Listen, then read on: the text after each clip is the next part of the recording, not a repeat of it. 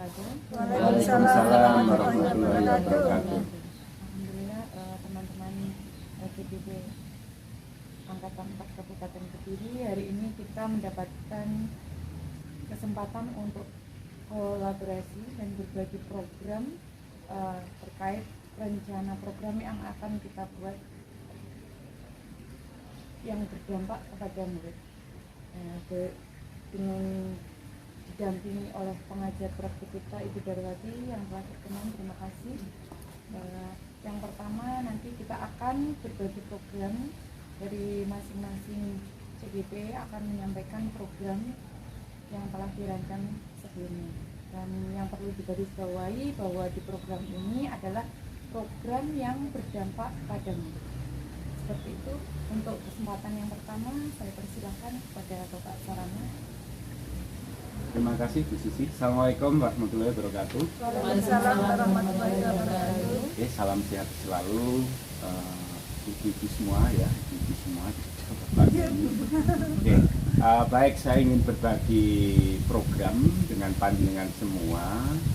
Program ini kami beri nama di sekolah saya, itu diberi nama dengan program Idola. Apa itu Idola? Adalah indahnya potret alamku.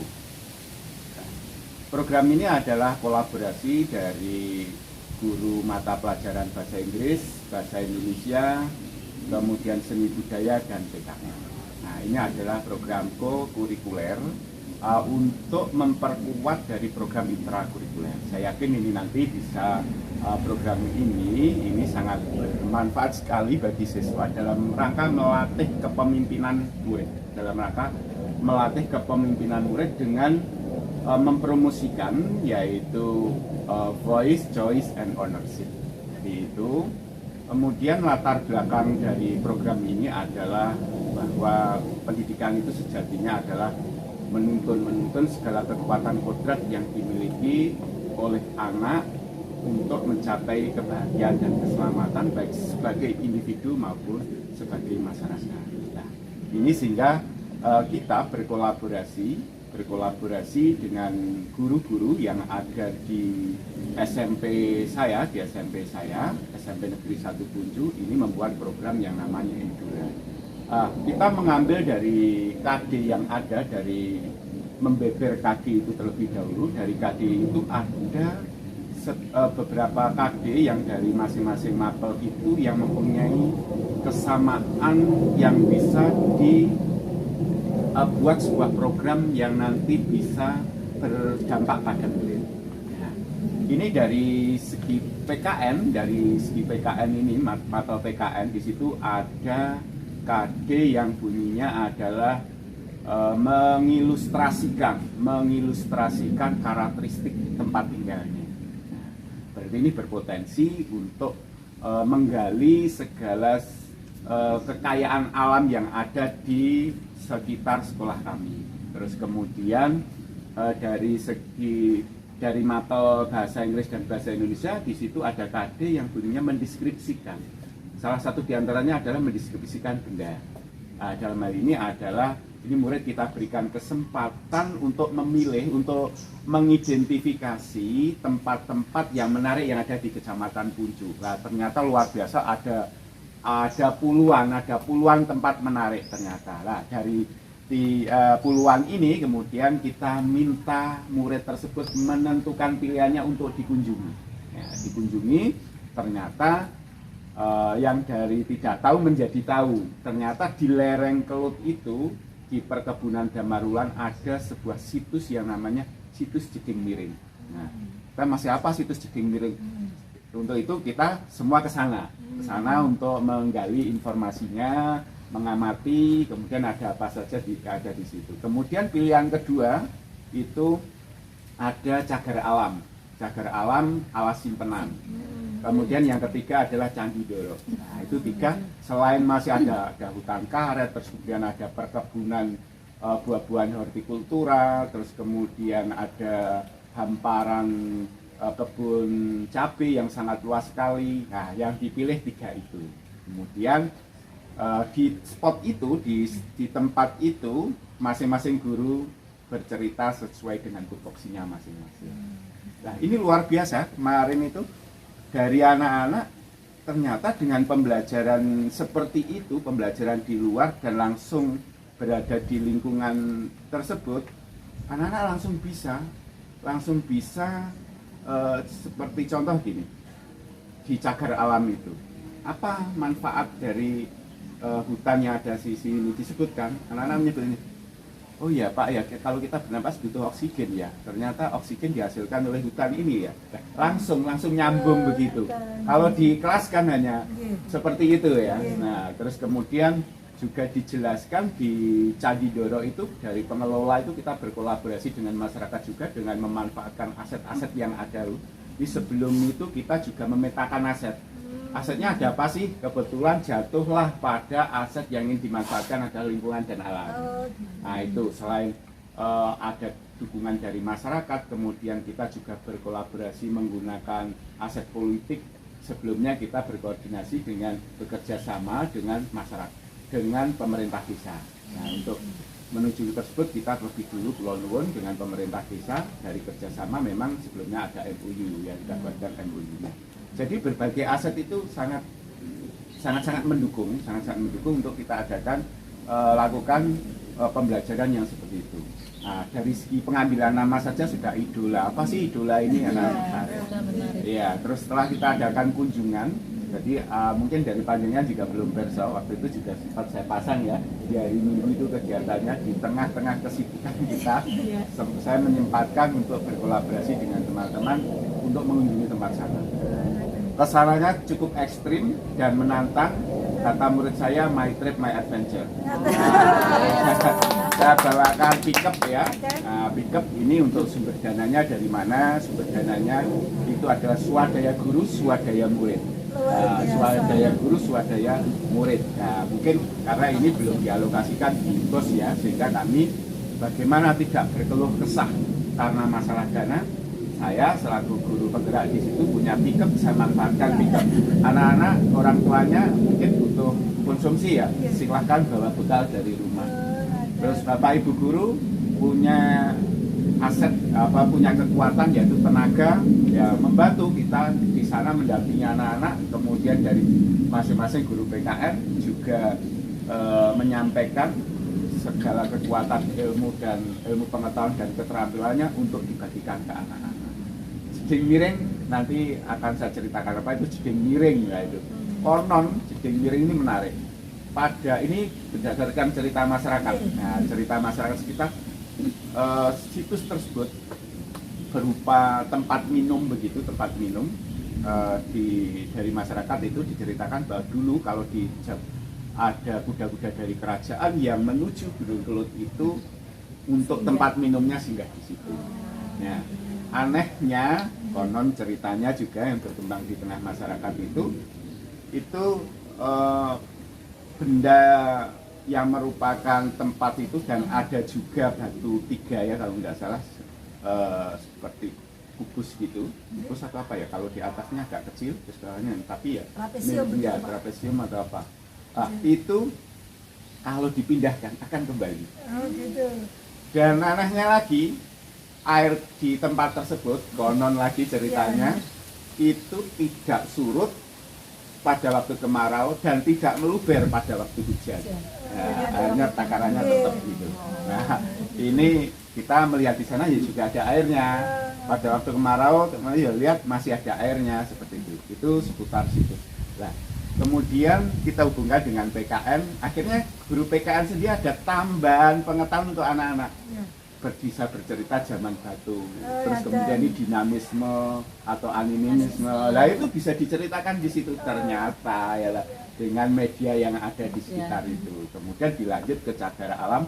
Perjalanan berikutnya di cagar alam Simenan. Nah, sebelumnya anak-anak itu juga kalau di Simenan itu apa stigma yang ada di ketek gitu atau kera gitu kan. Memang di situ banyak ribuan kera ya yang ada di situ. Ada betul Pak? Ada betul, kera itu wah luar biasa. Apalagi kalau mau masuk ke dalam, di luar saja sudah disambut dengan kera itu ya. Nah, kita mau merubah stigma itu, bukan berarti si keranya itu, kera juga merupakan kekayaan kita ya, yang berupa faunanya ya. Tetapi ada yang juga luar biasa di situ, oksigen dan sumber daya air ya gitu. Ini sebenarnya guru IPA juga masuk, IPS juga masuk sebenarnya, tapi waktu itu diwakili oleh guru PKN.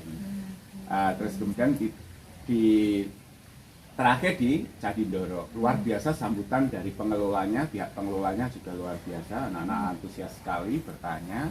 Ternyata di situ diceritakan ini candi Hindu atau Buddha kan begitu.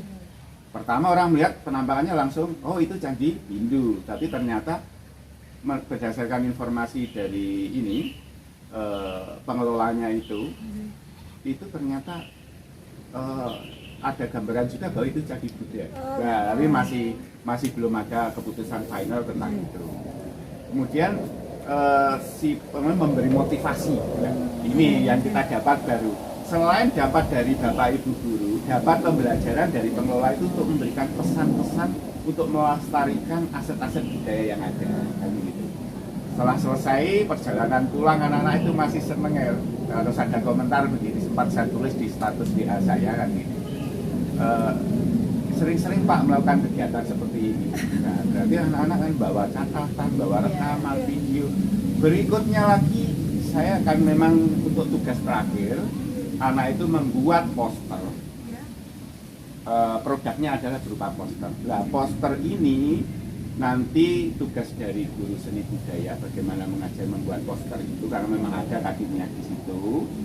Dari poster aset ini tadi, tempat-tempat yang menarik itu digambar di situ. Setelah digambar, dideskripsikan untuk memenuhi KD yang ada di PKN tadi, yaitu mengilustrasikan karakteristik. Di bahasa Inggris sama bahasa Indonesia juga mendeskripsikan tentang tempat itu.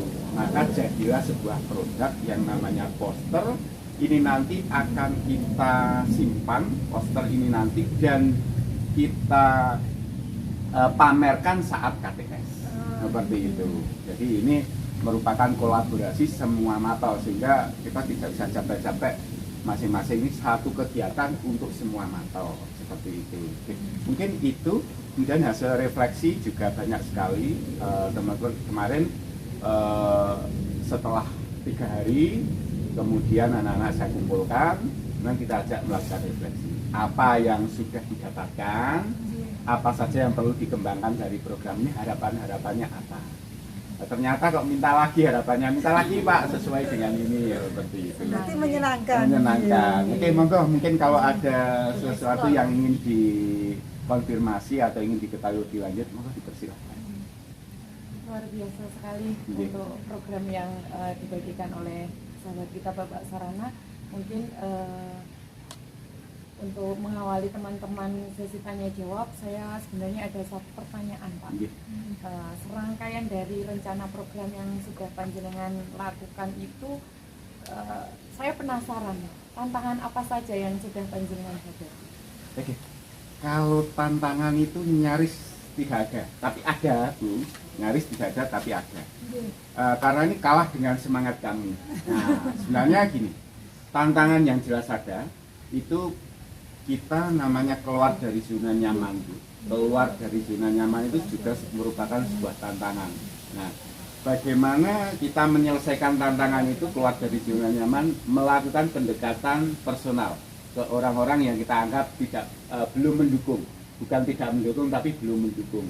Alhamdulillah setelah kita beri pemahaman, kurikulum merdeka itu seperti ini, kemudian kita kaitkan dengan KD, mari kita untuk melatih kepemimpinan dari murid ini. Dan juga saya sempat bertanya, dengan apa yang sudah kita lakukan selama ini, apa hasil dari hasil dan dampak kepada murid.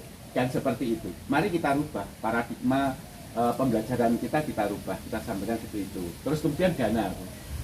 Dana ini kalau dipikir juga merupakan sebuah tantangan, tapi sejauh mana kita menyadari bahwa sebenarnya kita bisa melakukan memetakan aset dari aset-aset yang ada di sekolahan kita, kemudian memanfaatkan. Tadi sebenarnya kalau dana jelas cukup banyak. Kalau menuju ke sana butuh transportasi, butuh konsumsi, butuh ini. Tapi dengan kesadaran kita, mari teman-teman yang punya tenaga, teman-teman yang punya alat transportasi, bawa transportasi seikhlasnya. Justru seperti itu, tidak ada HR dan lain, ini malah aman gitu. Amannya apa? Dengan sukarela kan. Ayo saya punya ini seperti itu.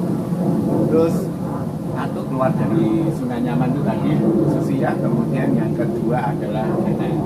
Kemudian yang ketiga, tantangan ini bagaimana dari murid-murid kita itu karena terlalu asiknya lupakan tugas. Nah, ini peran dari pendamping menyiapkan SOP-nya dan mengingatkan seperti kegiatan ini sama Bu Pepe, Budar kan selalu ayo kembali lagi ke ininya, ke rancangannya. Nah, seperti selalu diingatkan juga namanya anak seperti itu. Mungkin ada.